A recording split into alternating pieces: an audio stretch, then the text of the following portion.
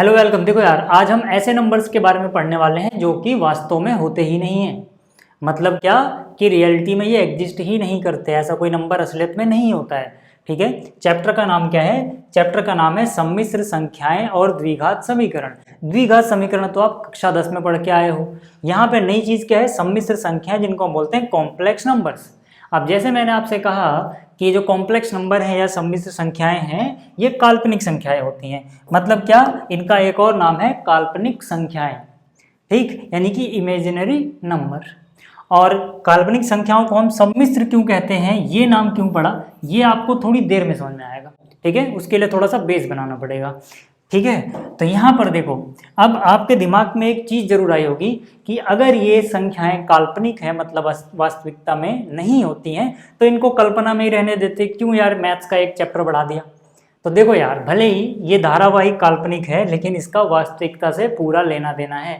मतलब क्या है कि जब आप थोड़ा और बड़े हो जाओगे तो आप कॉलेज में जाओगे, वहाँ पे आप, ठीक है, थोड़ा अगर डीप में साइंस को स्टडी करोगे तो साइंस की एंड मैथ्स की बहुत सी जगह पे, बहुत सी ब्रांचेस में इसका इस्तेमाल किया जाता है। जैसे सिग्नल प्रोसेसिंग में कॉम्प्लेक्स नंबर का बहुत बड़ा रोल है। साथ ही साथ आप क्वांटम मैकेनिक्स पढ़ोगे, वहाँ भी, ठीक है, बहुत सारी चीज़ों को, इक्वेशंस को सॉल्व करने के लिए कॉम्प्लेक्स नंबर यानी कि जो सम्मिश्र संख्या है उनका बहुत बड़ा रोल है। ऑडियो सिग्नल प्रोसेसिंग हो गया, वीडियो सिग्नल प्रोसेसिंग हो गया। ठीक है, इसी तरह से जो एसी सर्किट्स होते हैं उनके इम्पीडेंस को रिप्रेजेंट करने के लिए इनका बहुत बड़ा रोल है। मतलब कहने को भले ये काल्पनिक है, लेकिन इसका वास्तविकता से संबंध है। तो मतलब भैया ये बहुत इंपॉर्टेंट चीज़ है, इसको ध्यान से पढ़ना। एक और ख़ास बात बताऊँ इस चैप्टर की, एक खास बात ये इस चैप्टर की कि ये जो चैप्टर है ना, आपके स्कूल लेवल पे या एनसीईआरटी लेवल पे जितना आसान है, उतना ही ज़्यादा कठिन हो जाता है जब आप आईआईटी जेईई वगैरह के लिए इसको पढ़ते हो। बट अभी आपको नहीं डरना है, अभी इस वीडियो में हम, ठीक है, एनसीईआरटी लेवल की बात करेंगे और इसको अच्छे से समझेंगे। कठिन ये है आईआईटी जेईई लेवल के लिए, उसके लिए कभी और पढ़ेंगे। ठीक है, बट हाँ, जो आपको यहाँ पे नज़र आएगा जितना आसान, जैसे ही आप इसको हायर लेवल पे पढ़ोगे थोड़ा, तो ये पूरा वक्त, जज्बात, हालात सब बदल के रख देता है। ठीक है, लेकिन हाँ, स्कूल लेवल पे इजी है, डरना मत। और मैं जब पढ़ाऊंगा आपको तो ये आईआईटी जेईई लेवल पे भी इजी लगेगा। फिलहाल अभी हम पहले एक बार एनसीईआरटी कवर कर लें, फिर आगे का सोचेंगे। ठीक, तो यार शुरू करते हैं इसको। ठीक है, बहुत ही मस्त चैप्टर है, बहुत आसानी से आपको समझ में आ जाएगा। चैप्टर का नाम है सम्मिश्र संख्याएं यानी कॉम्प्लेक्स नंबर। अब क्वेश्चन ये आता है, ठीक है, कि अभी तक जो हमने पढ़ा था यानी कि वास्तविक संख्याएं, और अब जो हम पढ़ने वाले हैं यानी सम्मिश्र संख्याएं या कॉम्प्लेक्स नंबर या काल्पनिक संख्याएं, ये दोनों अलग कैसे हैं? तो देखो यार, अब तक, ठीक है, अब तक, और इनके काल्पनिक क्यों बोला जा रहा है वो भी समझाता हूँ। अब तक, ठीक है, जो आपने पढ़ा उसमें देखो खास बात क्या थी और उसमें क्या ऐसी दिक्कत आ गई थी कि हमें काल्पनिक संख्याओं के बारे में सोचना पड़ा। ठीक है, यानी कि यहाँ पे देखो, सबसे पहली चीज जो आपको देखनी है वो है कि भाई रियल नंबर में आप कुछ भी ले लो और उसका स्क्वायर करो तो कभी भी आपको नेगेटिव नहीं मिल सकता। मतलब क्या कि रियल नंबर या वास्तविक संख्याओं में आप कुछ भी सोचो, आप कोई ऋणात्मक संख्या सोच लो, जैसे मान लो -5। अब इसका वर्ग करके देखो, इसका वर्ग करोगे आपको मिलेगा 25 यानी एक पॉजिटिव नंबर मिलेगा। यानी कि अगर आप, ठीक है, रियल नंबर में कोई ऋणात्मक संख्या ले लो, है ना, ये जो -v लिखा है मैंने यहाँ पे, ठीक है, इसका मतलब है नेगेटिव, उसको लिखने का शॉर्टकट है, यानी ऋणात्मक। तो किसी भी ऋणात्मक संख्या का वर्ग कर रहे हैं तो हमें एक संख्या मिल रही है, वो पॉजिटिव है। इसी तरह से अगर मैं 0 का वर्ग करूंगा तो मुझे 0 ही मिलेगा, जो कि एक न्यूट्रल संख्या है, मतलब ना तो ऋणात्मक है ना ही धनात्मक है। और इसी तरह से अगर मैं किसी धनात्मक संख्या का वर्ग करूं तो अगेन मुझे धनात्मक संख्या ही मिलेगी। कहने का मतलब है कि रियल नंबर यानी कि वास्तविक संख्या में मुझे कोई भी ऐसी संख्या मिल ही नहीं रही है जहां पे मैं वर्ग करूं और कोई ऋणात्मक संख्या आ जाए, है ना। इसीलिए यहां पे कहानी में कहां हम फंस रहे थे कि जब हमारे पास कोई ऐसी इक्वेशन आ रही थी कि भाई x² + 2 को सॉल्व कर दो, x² + 2 = 0 को सॉल्व कर दो, ऐसी इक्वेशन जब हमारे पास आ रही थी तब हम वहां पे इसको सॉल्व करने जा रहे थे तो हम देख रहे थे यार x² + 2 किया मैंने, ठीक है, तो 0 मिला, यानी कि x² की वैल्यू आ गई -2। अब हम जानते हैं कि यार किसी भी नंबर का स्क्वायर करके नेगेटिव कैसे आ सकता है, ये यहाँ तो कहानी फंस गई, मतलब ऐसा होना पॉसिबल नहीं है। तो हम क्या लिखते थे कि इसका कोई हल नहीं है। है ना। हम क्या लिखते थे यहाँ पे कि भाई इसका कोई हल नहीं है, सोल्व नहीं होगा। या फिर अगर हम इससे एक स्टेप और आगे करते भी थे तो इसको ऐसे निकाला जाता था कि भाई x जो होगा वो क्या हो जाएगा, प्लस माइनस ये चीज़ वर्गमूल में चली जाएगी। फिर हम यहाँ कहते थे कि यार वर्गमूल के अंदर ऋणात्मक आ गया, मतलब ये कहानी फंस गई। वास्तविक संख्याओं में ऐसा नहीं लिख सकते आप, वर्गमूल के अंदर कोई ऋणात्मक संख्या नहीं लिख सकते। या फिर आप इसी को थोड़ा और डीप में अगर आप देखना चाहो तो आपने क्लास 10th में आपने क्या पढ़ा था, याद करो। ठीक है, आप क्लास 10th को थोड़ा सा बिल्कुल अच्छे से पढ़ाऊंगा यह चैप्टर, आपको कहीं भी कोई दिक्कत नहीं होगी, सारा कुछ एकदम मेंटेन्ड है। ठीक है, यहाँ देखो क्लास 10th में आपने द्विघात समीकरण पढ़ा था। ठीक है, ax² याद करो प्लस में bx प्लस में c इज इक्वल टू था 0। ठीक है, ये स्टैंडर्ड फॉर्म थी द्विघात समीकरण की। यहाँ पे जो इसके आपने मूल निकाले थे या हल निकालने थे वो इस फॉर्मूले से था, -b प्लस माइनस वर्गमूल d डिवाइड बाई 2a। जहाँ पर जो ये d था आपका, जो ये d था ये क्या था, ये था b² माइनस 4ac। ये बस याद कर लो थोड़ा सा कि आपने कुछ ऐसा पढ़ा था। ठीक है, अब इस d के ऊपर 3 केस बन रहे थे। ठीक है, जो d था या तो वो 0 से बड़ा था, d था या तो वो 0 के बराबर था, जो d था या तो वो ऋणात्मक था यानी 0 से छोटा था। यहाँ पे तो आप सॉल्व कर पा रहे थे। ठीक है, d ग्रेटर देन 0 का मतलब क्या था, दो अलग अलग, ठीक है, वास्तविक हल होंगे। d बराबर 0 का मतलब क्या था कि दो, ठीक है, एक जैसे ही वास्तविक हल होंगे। लेकिन यहाँ पे कहानी फंस जा रही थी। यहाँ पे हम क्या लिख रहे थे, यहाँ पे हम लिख रहे थे कोई हल नहीं होगा, कोई वास्तविक हल नहीं होगा। यहाँ पे हम क्या लिख रहे थे कि भाई कोई वास्तविक हल नहीं होगा। ठीक है, कोई वास्तविक हल नहीं, सीधा सीधा ये वाली कहानी कि जब मतलब क्या कि अंडर रूट के अंदर कोई चीज़ नेगेटिव आ जाए, क्योंकि यहाँ पे डी कहाँ था, अंडर रूट के अंदर था। ठीक है, तो मतलब वहाँ पे ऐसी कहानियाँ मतलब ऐसे सॉल्व करने में हम फंस जा रहे थे। लेकिन जब कॉम्प्लेक्स नंबर की बात आती है तो कॉम्प्लेक्स नंबर इसी प्रॉब्लम को सॉल्व कर देता है। कॉम्प्लेक्स नंबर में क्या होता है कि भाई कॉम्प्लेक्स नंबर का स्क्वायर ऋणात्मक भी हो सकता है। याद रहे कि ये नेगेटिव लिखने का शॉर्टकट है। ठीक है, मतलब ऋणात्मक। ठीक है, कॉम्प्लेक्स नंबर का स्क्वायर ऋणात्मक भी हो सकता है। गौर करना, मैंने भी लिखा है, मतलब कि हमेशा ही ऋणात्मक होगा ऐसा जरूरी नहीं है, लेकिन ऋणात्मक भी हो सकता है। ठीक है, कैसे हो सकता है, कहानी में थोड़ा और आगे चलते हैं। देखो यहाँ पे आपको ये सिंबल याद रखना है, आई जैसा जो दिख रहा है इसको आप आई ना पढ़ के आयोटा पढ़ोगे। क्या पढ़ोगे इसको आप, आयोटा।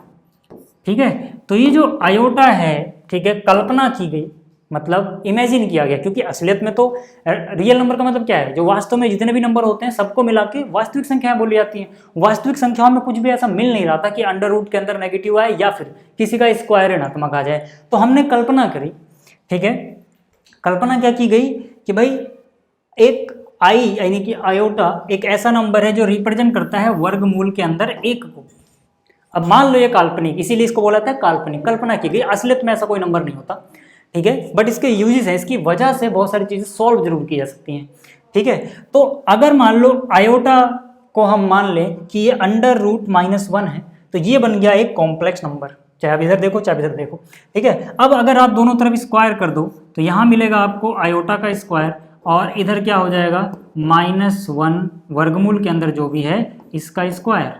तो यहाँ से कहानी में कौन आ गया, कहानी में आया एक ऐसा नंबर आयोटा जिसका स्क्वायर कर रहे हो। देखो इसका स्क्वायर करोगे तो वर्गमूल हट जाएगा यानी बचेगा -1। तो यहाँ से आप देख पाए, यहाँ से आप क्या देख पाए कि यार मुझे एक ऐसा नंबर भी मिल रहा है जिसका वर्ग करने पे -1 आ रहा है। तो मतलब क्या, मतलब कॉम्प्लेक्स नंबर का स्क्वायर ऋणात्मक भी हो सकता है। यहाँ से ये चीज़ कहानी में आया। इतनी बात समझ में आई क्या? ठीक है, इतनी बात समझ में। अब इसको एक याद रखना आप लोग, ठीक है ना, कि आयोटा क्या है, वर्गमूल के अंदर -1। अभी हम आयोटा की घात पढ़ेंगे तो और डीप में जाएंगे, लेकिन उससे पहले कुछ छोटी छोटी बातें बतानी है आपको। ठीक है, कुछ छोटी छोटी बातें, जैसे देखो, ठीक है, यही बताता हूँ। जैसे देखो, अब आप फटाक से, ठीक है, फटाक से ये जो अभी था ना, कहाँ गया, ये रहा x² + 2 = 0, इसका सॉल्यूशन निकाल सकते हो कॉम्प्लेक्स नंबर में, रियल नंबर में नहीं, वास्तविक संख्याओं में नहीं। x² + 2 बराबर था 0, तो एक्स स्क्वायर का मान कितना हो गया -2। ठीक है, दोनों तरफ वर्गमूल लोगे तो यहाँ x बचेगा और यहाँ ये वर्गमूल के अंदर चला जाएगा, लेकिन दोनों तरफ वर्गमूल लेते हैं तो प्लस माइनस लगाते हैं। अब इसको आप क्या लिख सकते हो, देखो ध्यान देना, इसको आप लिख सकते हो प्लस माइनस। ठीक है, वर्गमूल के अंदर -2 को आप लिखोगे 2 गुणा में -1, है ना। अब यहाँ पर इसको लिखा जा सकता है अलग अलग, ये गुणा में माइनस का वर्गमूल, ये समझ में आई बात। ठीक है, यहाँ पर ठीक है, इनके निशान देखो अलग अलग हैं, तब आप ऐसा कर रहे हो। यहाँ पे आ जाओ, ठीक है, दोनों ही ऋणात्मक नहीं है, तो यहाँ पे आ गया वर्गमूल 2, और मैंने क्या कहा, वर्गमूल 1 को ही आयोटा बोला गया है, यानी कि इसका सॉल्यूशन ये हो गया। कॉम्प्लेक्स नंबर में इसका सॉल्यूशन ये हो गया। क्यों? क्योंकि ये जो वर्गमूल 1 है इसी को क्या बोला गया, आयोटा। अब आपको इतना लंबा चौड़ा करने की जरूरत नहीं होगी, कुछ रिप्रेजेंटेशन सीख लो। मतलब क्या, मतलब कि जैसे ही आपको वर्गमूल के अंदर नेगेटिव नज़र आ जाए, आप क्या करो, ये माइनस के बदले बाहर एक आयोटा लगा दो और नंबर ऐसे ही छोड़ दो। कहने का मतलब है कि वर्गमूल के अंदर माइनस कोई नंबर नज़र आए तो आपको इतनी लंबी चौड़ी कैलकुलेशन थोड़ी करनी है यार। आपको समझ में आ गया होगा कि अगर अंडर रूट के अंदर माइनस है तो मुझे ये नंबर एज इट इज लिखना है अंडर रूट के अंदर, साथ में एक आयोटा लगा देना है। अगर आपको ये समझ में आया तो चलो बताओ डायरेक्ट, ठीक है, जल्दी जल्दी कमेंट में बताना कि भाई ये क्या आएगा। ठीक है, माइनस का ठीक है अंडर रूट 26। अब आपको दिमाग में आ गया होगा, इसका मतलब है कॉम्प्लेक्स नंबर में अगर इसे हम लिखना चाहें तो ये लिख सकते हैं। ठीक है, एक और चीज़ बताओ, चलो ठीक है, अंडर रूट के अंदर माइनस का 25, तो इसका मतलब होगा, इसको हम लिख सकते हैं अंडर रूट 25 आयोटा। 25 क्या होता है अंडर रूट में 5, ठीक है, अंडर रूट में 25 क्या होता है 5, यानी 5 आयोटा। ठीक है, तो ये सारी रिप्रेजेंटेशन आपको देखते ही समझ में आ जानी चाहिए। तो ये जो चीज़ें समझ में आ रही है ना, ठीक है, अब तक मैंने जितना पढ़ाया, ठीक है, समझ में आ रहा ना कि वहाँ पे कोई जो हल नहीं निकल रहा था, कॉम्प्लेक्स नंबर में ये चीज़ पॉसिबल हो गई। सम्मिश्र, कॉम्प्लेक्स नंबर मतलब सम्मिश्र संख्या। आप देखो यार, मुझे दोनों ही मीडियम को पढ़ाना होता है, ठीक है, दूसरे चैनल पे इंग्लिश मीडियम पे, यहाँ पे हिंदी मीडियम पे, तो ज़्यादातर ठीक है चीज़ें एक्सचेंज होती रहती हैं, ज़्यादातर इंग्लिश वाले वर्ड निकलते रहेंगे, इसलिए मैंने लिख दिया है। जब भी मैं कॉम्प्लेक्स नंबर बोल रहा हूँ समझ जाना, आप सम्मिश्र संख्याएं बोल रहा हूँ। ठीक है, अब आपको ये तो समझ में आ गया होगा कि इनको कॉम्प्लेक्स मतलब ये वास्तविक काल्पनिक क्यों कहते हैं, लेकिन अभी तक आप सोच रहे हो कि कॉम्प्लेक्स क्यों बोल रहे हैं या फिर सम्मिश्र क्यों बोल रहे हैं, वो थोड़ी देर में समझ आएगा, अभी मैं बताऊंगा आपको। ठीक है, कि इनका वो नाम कैसे पड़ा। ठीक है, काल्पनिक तो समझ में आता है कि भाई इनको काल्पनिक भी बोला जा रहा है क्योंकि ये काल्पनिक हैं, ठीक है ना, वास्तव में नहीं होते, बट इनको सम्मिश्र क्यों बोला जा रहा है अभी आपको समझ में आ जाएगा, थोड़ी देर रुको। देखो, आयोटा की घात पढ़ते हैं। अब घात का मतलब जब भी मैं बोलूंगा एक पूर्णांक घात, ठीक है, जैसे अभी मैंने आपको बताया कि भाई ये तो बेस है, यहाँ से तो इतने को तो आपको रटना ही पड़ेगा कि भाई आयोटा का मतलब होता है अंडर रूट के अंदर -1। तो ये चीज तो समझ में आ गई। इसके बाद वाली चीज आप कैलकुलेट कर सकते हो, दोनों तरफ वर्ग करोगे, भाई इधर वर्ग किया और इधर वर्ग किया, तो यहाँ से आयोटा का वर्ग ये हो गया, इसका वर्ग हो गया -1। ठीक, यहाँ तक समझ में आ गया। तीसरे वाला क्या, आयोटा क्यूब होता है माइनस आयोटा। आयोटा क्यूब क्या होता है माइनस आयोटा, क्यों? क्योंकि जो आयोटा क्यूब है इसको आप लिख सकते हो आयोटा स्क्वायर इंटू आयोटा, और अभी हमने देखा आयोटा स्क्वायर तो होता है -1, इसका मतलब कि आयोटा स्क्वायर हो गया -1, तो ये -1 हो गया इंटू में आयोटा, तो -1 इंटू आयोटा माइनस आयोटा होता है, इसीलिए ठीक है ये जो है iota cube equal to minus iota. ये 1 नहीं लिखा हुआ है, माइनस आयोटा लिखा है, अच्छे से लिख लेना। ठीक है, ये क्या लिखा हुआ है माइनस आयोटा, जबकि ये क्या लिखा हुआ है -1, ये क्या लिखा हुआ है +1, कंफ्यूज मत होना। ठीक है, तो आयोटा क्यूब समझ में आ गया। आयोटा की पावर 4 1 कैसे होती है भाई, इसमें दोबारा से स्क्वायर कर दो, यहाँ पे दोबारा स्क्वायर करोगे, इधर आयोटा के स्क्वायर का स्क्वायर हो जाएगा आयोटा की पावर 4 और -1 का स्क्वायर हो जाएगा 1। यहाँ तक तो कुछ खास बात नहीं, ये तो आप कर लोगे, ठीक है, मेमोराइज होता है। कहानी में ट्विस्ट यहाँ पे ध्यान से देखो, आपको याद रखना है यानी कि इसका जो ये पीरियड है 4 का है, 4 के बाद लूप घूम फिर के फिर वहीं आता है। कहने का क्या मतलब है कि अगर देखो यहाँ पावर कितनी है 1, अगर आपको आयोटा की पावर कुछ भी दी गई हो आप उसको 4 से भाग दो, यानी 4 से भाग दिया आपने और n बार पहाड़ा गया और मान लो रिमाइंडर बचता है 1, यानी शेषफल अगर 1 बचा तो उसका रिजल्ट बिल्कुल ऐसा ही आएगा जहां पे आयोटा की पावर 1 थी। याद करना आसान है, आयोटा की पावर 1 का रिजल्ट सेम होगा जब आयोटा की जो भी पावर हो उसको 4 से भाग दें और 1 आ जाए। अभी मैं इस पर क्वेश्चन प्रैक्टिस कराऊंगा, आपको समझ आ जाएगा मैं क्या बोल रहा हूँ। पहले देखो, ऐसे ही अगर आपने आयोटा की पावर जो भी थी उसको 4 से भाग दिया और भाग देने के बाद शेषफल बच गया 2, तो आपको बस 4 से भाग देने के बाद शेषफल पे गौर करना है, क्या है 2। तो आयोटा की पावर 2 जैसा ही रिजल्ट देगा, यानी कि ये आयोटा की पावर 2 के ही भी इक्वल होगा, बराबर होगा, यानी कि इसकी वैल्यू भी -1 होगी। ऐसे ही आयोटा की पावर जो भी थी आपने उसको 4 से भाग दिया, n बार पहाड़ा गया मान लो, लेकिन इस बार शेषफल बच गया 3, तो ये बिल्कुल वैसे ही बराबर होगा जैसे आयोटा की पावर सिर्फ 3 था, यानी कि ये माइनस आयोटा के बराबर होगा। और अगर आपने आयोटा को जो भी था पावर में उसको 4 से भाग दिया और भाग पूरी चली गई, शेषफल कुछ बचा ही नहीं, तो मतलब यहाँ पे 4n दिख रहा है, तो आयोटा की पावर 4 जैसा होगा, बिल्कुल सेम टू सेम रिजल्ट।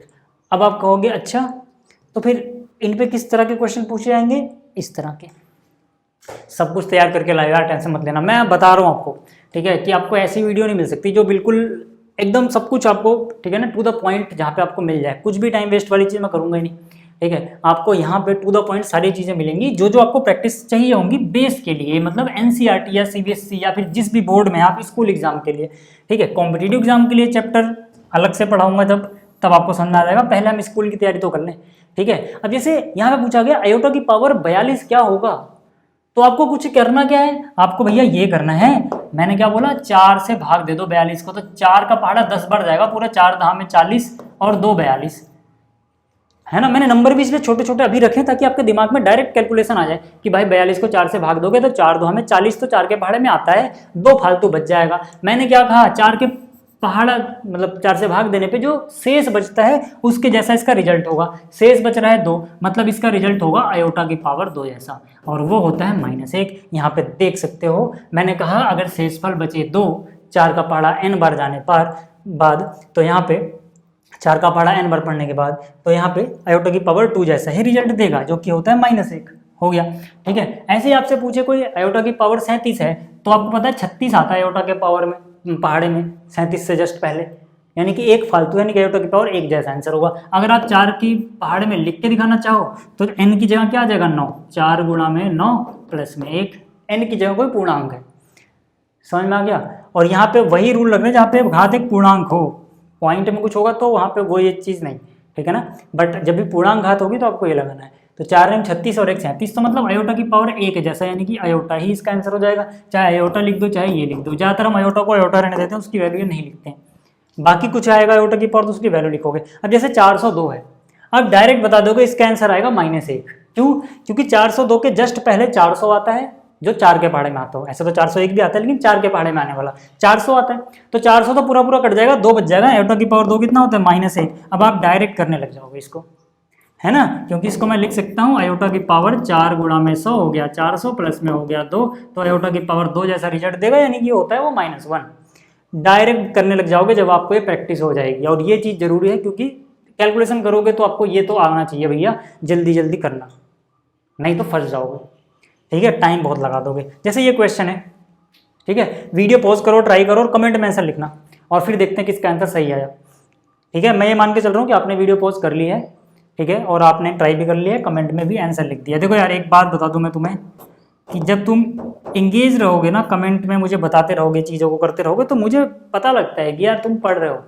नहीं तो मुझे लगता है कि यार तुमने वीडियो खोली 2 सेकंड बाद बंद कर दी, अब ऐसे मज़ा नहीं आता, है ना। मैं इतनी मेहनत से सब कुछ लिख के, सब कुछ सोच के कि मुझे क्या क्या कैसे कैसे बताना है, किस तरह से चलना है एक रिदम में, ठीक है, ताकि कुछ ऐसा ना हो जाए कि मैंने एकदम से हायर लेवल शुरू कर दिया या लोअर लेवल शुरू कर दिया और ऊबड़ खाबड़ चीज़ें आदि अधूरी बताई और छोड़ दिया, ऐसा नहीं, ठीक है। यहाँ पे अगर आप पढ़ रहे हो, मैं गारंटी दे रहा हूँ आपको, ठीक है, कि आपको चीज़ें समझ में आएंगी। आप चाहे क्वेश्चन उठा के देख लेना एनसीईआरटी वाले, इस वीडियो के बाद आपसे बहुत सारे क्वेश्चन होने लग जाएंगे, और जो नहीं होंगे, जो कुछ चीज़ें आपको फंसेंगी, उसके लिए मैं हूँ यार। अभी हम एनसीईआरटी एक्सरसाइज भी करेंगे, एक्स्ट्रा क्वेश्चन भी करेंगे, इंपॉर्टेंट क्वेश्चन भी करेंगे, पीवाईक्यू भी करेंगे, फिर सैम्पल पेपर भी सॉल्व करेंगे, सब कुछ होगा ना, लेकिन वो एक धीरे धीरे, मतलब स्टेप बाय स्टेप होगा। तो यहाँ पे आ जाओ, ये क्या था आयोटा, तो आयोटा को मैंने कहा इसकी वैल्यू मत लिखना, आयोटा रहने दो। आयोटा की पावर 10 आप समझ गए होंगे, ये आयोटा की पावर 2 जैसा आंसर देगा। चाहे आप डायरेक्ट आयोटा की पावर 2 लिख दो, नहीं तो मैं अगर समझाना चाहूँ तो भाई 4 का पहाड़ा 2 बार जाएगा, तो इसमें 8 2 रिमाइंडर बचेगा, है ना। तो 4 का पहाड़ा कितनी बार गया, 2 बार, 4 दूनी 8, लेकिन ये 10 था तो 2 फालतू बच गया। ऐसे ही 20 में देखो आयोटा का पहाड़ा पूरा पूरा चला जाएगा, 4 गुणे 5 होता है 20। ऐसे ही 30 में देखो 4 का पहाड़ा कितनी बार जाएगा, 4 7 28, और 2 30। अब अगर आप ध्यान से देखो तो यहाँ से ये तो हो गया आयोटा, मैंने कहा ये पावर देखो कितनी, मतलब शेष देखो कितना बच रहा है, शेष पर बचा 2, तो आयोटा की पावर 2 जैसा आंसर देगा। यहाँ तो पूरा पूरा हो गया, तो ये कितना होगा, आयोटा की पावर 4 जैसा, यानी कि इसका आंसर 1 हो जाएगा। देख लो यहाँ पे आयोटा की पावर जब 4 है ना, शेषफल 0 बच रहा हो, शेषफल मतलब क्या है 0, ठीक है, तो ये सीधा सीधा आंसर 1 होगा, यानी आयोटा की पावर 4 जैसा, ठीक है। और ये फिर से वही चीज़ है, ठीक है, आयोटा की पावर 2 जैसा आंसर देगा। अब अगर आप ध्यान से देखो तो इसको हम क्या ले सकते हैं, आयोटा प्लस, ठीक है, आयोटा की पावर 2 कितना होता है, -1, और यहाँ पे कितना है +1, आयोटा की पावर 2 अगेन कितना, -1, तो यहाँ से -1 + 1 0, क्या बच रहा है, -1 प्लस आयोटा, पहले मैं -1 लिख रहा हूँ, बाद में आयोटा लिख रहा हूँ, तो ये आ गया इसका फाइनल आंसर, ठीक है। तो मतलब क्या है कि आपको इतनी छोटी सी जो नॉलेज मिली कि आयोटा की पावर जो हमने सीखी अभी थोड़ा पीछे, ठीक है, इस पे बेस्ड, ठीक है, आपसे इस तरह के क्वेश्चन बना के पूछ सकते हैं भैया, तो वो आपको आना चाहिए, ठीक है। अब तक तो मज़ा आ रहा होगा आपको, चलो ठीक है। इसके बाद ये चीज़ है, अब आपको समझ में आएगा कि इसको हम सम्मिश्र संख्या क्यों बोलते हैं। देखो जो जर्नल फॉर्म है ना, जो स्टैंडर्ड फॉर्म है कॉम्प्लेक्स नंबर या सम्मिश्र संख्याओं को लिखने की, वो ये होती है कि अगर मान लो z अपने पास कोई सम्मिश्र संख्या है, यानी कॉम्प्लेक्स नंबर है, यानी कि एक काल्पनिक संख्या है, तो इसका जो लिखने का फॉर्मेट होता है वो होता है a + आयोटा b, मतलब इसको हम 2 पार्ट का मिश्रण या मिक्सचर जैसा लिखते हैं। कहने का मतलब है एक होता है जो आयोटा के बिना है, मतलब देखो a के साथ आयोटा नहीं है, दूसरा होता है b जो आयोटा के साथ है। तो यहाँ पर जो a होता है, इस जो ये संख्या पूरी मिलेगी इन दोनों को मिला, ठीक है, यानी कि पूरों को हम बोल रहे हैं z, तो इस पूरी संख्या का ये वास्तविक भाग है a, ठीक है। और वास्तविक भाग यानी कि रियल पार्ट, उसको रिप्रेजेंट करने का शॉर्टकट है RE का मतलब हो गया रियल, और z मतलब जो भी संख्या थी, तो मतलब रियल पार्ट लिखो इस संख्या का। तो इस संख्या में रियल पार्ट ढूंढने जाओगे तो जो z के साथ लिखा हुआ उसको छोड़ दो, जो दूसरी वाली चीज बची है वो है रियल पार्ट, यानी रियल पार्ट या वास्तविक भाग हो गया a। समझ में आया। और काल्पनिक भाग क्या होता है, जो आयोटा के साथ वाली चीज है ना, जैसे यहाँ पे आयोटा के साथ है b, तो काल्पनिक भाग हो जाएगा b। इसको लिखने का शॉर्टकट कई जगह आएगा, आपके किताब में लिखा होगा IMZ, IM का मतलब है इमेजिनरी, यानी कि जो काल्पनिक है, तो इमेजिनरी हिस्सा जो इसका है वो है b। याद रहे जब हम इमेजिनरी पार्ट की बात करेंगे तो यहाँ पे I मत लिख देना, क्योंकि ये इमेजिनरी का मतलब ही है कि I इसके साथ छुपा हुआ है। तो मतलब अगर मैं काल्पनिक भाग की बात करूं तो आयोटा का कोफिशिएंट, उसका गुणांक देखा जाएगा आयोटा का, और जब मैं वास्तविक भाग की बात करूं तो इसकी, यहाँ पे आयोटा मत लिखना। मतलब यहाँ पे काल्पनिक भाग में कई बच्चे गलत लिख के आते हैं, काल्पनिक भाग में वो आयोटा भी लिखते हैं, नहीं आयोटा नहीं लिखना है। समझ में आया। अब यहाँ से देखो, यानी कि जो नंबर दिखना, इसका नाम आपको सिंप्लीफाई हो जाएगा क्यों है, ये जो नंबर बन रहा है इसमें 2 अलग अलग पार्ट आ रहे हैं, 2 अलग अलग भाग आ रहे हैं। एक भाग है जो वास्तविक भाग है और दूसरा भाग है जो काल्पनिक भाग है। ये जो संख्या बन रही है ये वास्तविक भाग और काल्पनिक भाग का मिक्सचर है, मिश्रण है, इसीलिए इनको बोला जाता है सम्मिश्र संख्या। क्या बोला जाता है, सम्मिश्र इसलिए भी बोला जाता है। समझ में आ गया। कॉम्प्लेक्स का एक और यही भी मतलब होता है कि मिक्सचर है सब कुछ, ठीक है। हालांकि कॉम्प्लेक्स का मतलब जटिल भी होता है, बट यहाँ वो मीनिंग नहीं है, ठीक। ये बात समझ में आई पक्का। तो इसका मतलब क्या है कि जो z है, देखो एक बार इसको हटा दूं मैं, बीच बीच जो हुई है, ठीक है, हाँ ठीक है। इसका मतलब क्या है, इसका मतलब जो z है वो कैसे लिखा हुआ है, हमने लिखा है a क्या चीज़ है, रियल पार्ट, यानी कि हमने real part of z plus में इमेजिनरी पार्ट ऑफ z, इस तरह से मिक्स करके तब क्या आएगा, है ना। देखो ना ये क्या है, रियल पार्ट है, ठीक है। हालांकि ऐसे अगर ऐसे ना भी लिखो, ठीक है, ये समझाने के लिए था जस्ट, ठीक है, इससे कंफ्यूज मत होना, वैसे तो समझ में आ गया होगा, ठीक। क्लियर हो गई बात आपको। अच्छा, अब यहाँ पे ऐसा क्वेश्चन आता है, ठीक है, कि भाई रियल पार्ट बता दो, इसमें इमेजिनरी पार्ट बता दो। तो यहाँ से अगर आपसे पूछा जाए कि भाई इसमें रियल पार्ट बताओ, यानी कि वास्तविक भाग, तो रियल पार्ट क्या हो जाएगा 4। अगर यहाँ पे पूछा जाए आपसे इमेजिनरी भाग बता दो भैया, यानी कि इसका इमेजिनरी भाग बताओ, तो इमेजिनरी भाग मतलब आयोटा के साथ वाला, आयोटा को नहीं लिखना है, 3। ऐसे इसमें अगर आपसे पूछ ले भैया रियल पार्ट बता दो इसका, तो आप क्या बोलोगे, जो आयोटा के बिना है, यानी कि -6। और आपसे पूछ ले कि यार चलो ठीक है इमेजिनरी भाग बता दो, इमेजिनरी भाग क्या जो आयोटा के साथ है, आयोटा के साथ क्या -8, साइन के साथ लिखना होता है, -8 है, 8 मत लिखना, ठीक है। तो ये चीज़ आपको समझ में आ गई, सम्मिश्र संख्या क्यों बोलते हैं, जैसे कि मैंने कहा था, थोड़ी देर बाद समझा दूंगा, वो भी समझ में आ गया होगा, ठीक है। अब बात करते हैं आगे उदाहरण 1 की। उदाहरण 1 को करने के लिए आपको एक कॉन्सेप्ट आना चाहिए कि अगर मान लो दो कॉम्प्लेक्स नंबर, दो सम्मिश्र संख्याएं बराबर हैं तो क्या हो, देखते हैं हम कैसे बराबर होती हैं। मान लो एक सम्मिश्र संख्या है a प्लस आयोटा b, दूसरी है x प्लस आयोटा y। अगर ये और ये दोनों आपस में बराबर हैं तो इनके बराबर होने का मतलब होता है कि भैया इनका वास्तविक भाग आपस में बराबर होगा, यानी रियल पार्ट, और इनका सम्मिश्र भाग आपस में बराबर होगा। मतलब a बराबर होगा x के, a बराबर होगा x के, इसको लिखने का, ठीक है। एक और तरीका है कि भाई जो रियल पार्ट है ना Z1 का, वो रियल पार्ट Z2 से कंपेयर करोगे, यानी उसके बराबर होना चाहिए, है ना, इसका यही मतलब है।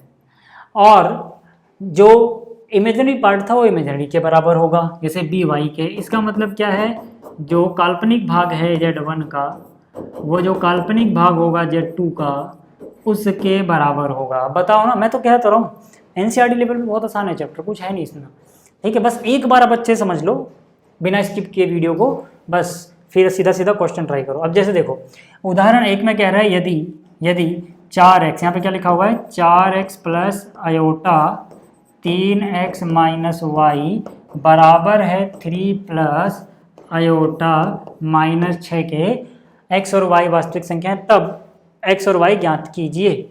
अब मुझे एक बात बताओ, मैंने अभी आपसे क्या कहा, इसका रियल पार्ट उसके रियल पार्ट के बराबर होना चाहिए। ये देखो एक कॉम्प्लेक्स नंबर है, ये एक कॉम्प्लेक्स नंबर है, समझ में आ गया। इसको अगर कंपेयर करोगे a प्लस आयोटा b से, तो यहाँ पे a की वैल्यू 4 आ गई। इसको कंपेयर करो x प्लस आयोटा y से, तो आपको दिख गया होगा y की वैल्यू क्या है, x की वैल्यू क्या है, b की वैल्यू क्या है ना। मतलब रियल पार्ट को रियल के बराबर कर दो, इमेजिनरी को इमेजिनरी के। तो यहाँ रियल पार्ट क्या है 4x, तो मतलब 4x किसके बराबर होगा, वहाँ पे रियल पार्ट क्या है 3, ठीक। तो यहाँ से x की वैल्यू क्या आ गई, x की वैल्यू आ गई 3/4, बस हो गया।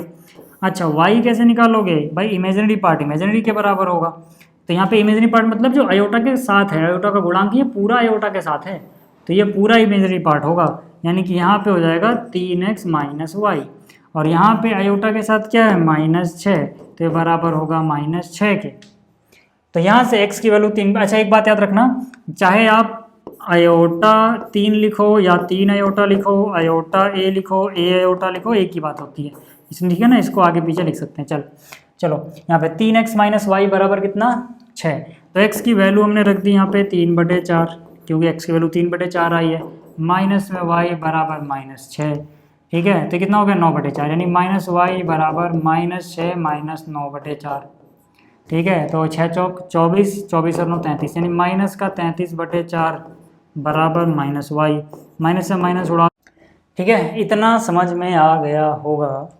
चलिए अब बात करते हैं थोड़ा आगे, ठीक है। कुछ गुणों की बात करते हैं, सम्मिश्र संख्याओं का बीजगणित यानी अलजेब्रा ऑफ कॉम्प्लेक्स नंबर। इसमें ज़्यादा कुछ बताने को है नहीं, ठीक है, आपको देख के खुद भी समझ में आ जाएगा। मैं मोटा मोटा बता देता हूँ, हल्का सा, ठीक है, मैं हल्का फुल्का आपको बता देता हूँ। देखो पहले बात करते हैं दो सम्मिश्र संख्याओं का योग।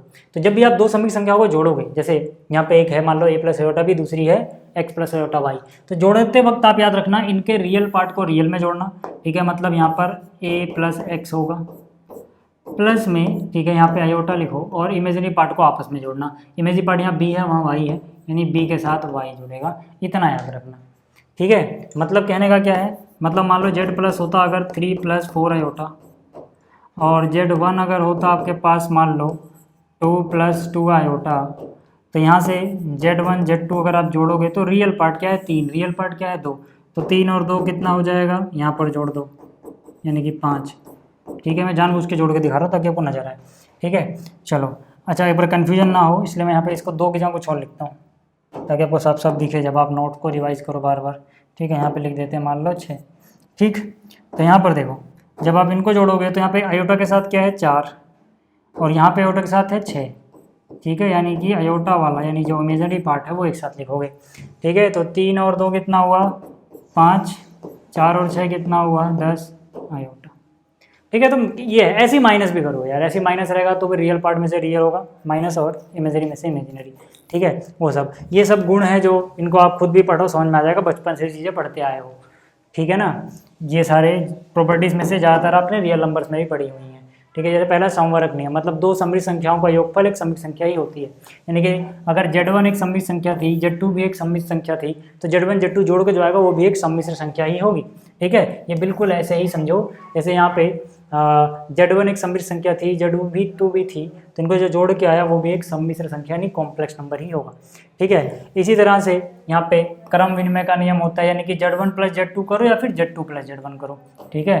Z1 में Z2 जोड़ो या फिर Z2 में Z1 जोड़ो, एक जैसा ही रिजल्ट आता है, ठीक है। इसी तरह से सहचर्य का नियम, मतलब Z1 Z2 Z3 है तो पहले इन दोनों को जोड़ो या पहले इन दोनों को जोड़ो, फर्क नहीं पड़ता है, ठीक है। तो ये सब चीज़ें आपको आती है यार, ठीक है। इसको थोड़ा और, ठीक है, बड़ा करूँ क्या, ठीक है। अगला देखो क्या है, योगात्मक तत्समक का अस्तित्व, ठीक है। जैसे आपने रियल नंबर पढ़ा था, जीरो को जोड़ने से कोई फर्क नहीं पड़ता, जो संख्या वही रहेगी। ऐसे यहाँ पर जीरो कॉम्प्लेक्स नंबर में 0 + आयोटा 0 के रूप में दर्शाया जाता है। इसको जिसमें भी जोड़ोगे वही संख्या रहेगी, यानी Z को इसमें जोड़ो वही रहेगा।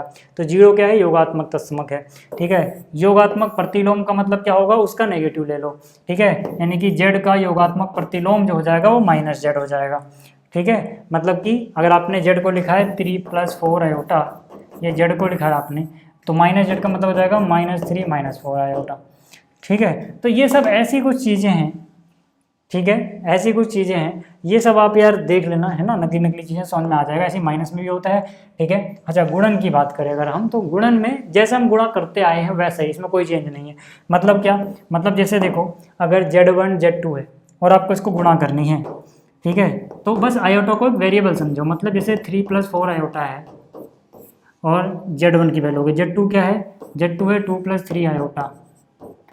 तो इसको बिल्कुल वैसे ही करो जैसे आपने एक्स वाई में किया। जैसे मतलब आयोटा की जगह अगर आपको ये ऐसी गुणा तो करते आए हो ना, 3 + 4x है और यहाँ पे 2 + 3x हो, मान लो ये गुणा तो करते हुए आए हो कि भाई 3 को 2 से करेंगे, फिर 3 को इससे करेंगे, फिर इसको इससे करेंगे, फिर इसको करते हुए आए हो ना। गुणा बिल्कुल वैसी होती है, ठीक है।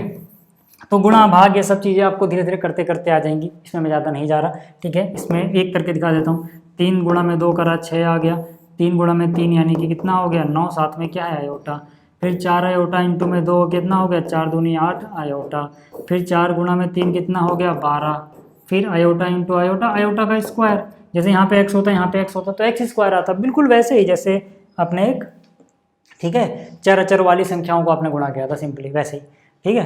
तो यहाँ पर अब इसको सिंप्लीफाई कर लो यार, देखो ये हो जाएगा 6 आयोटा वाला आपस में जुड़ जाएगा, 6 आयोटा सॉरी 9 और 8 कितना हो गया 17, 9 आयोटा 7 आयोटा 17 आयोटा, ठीक है 17 आयोटा।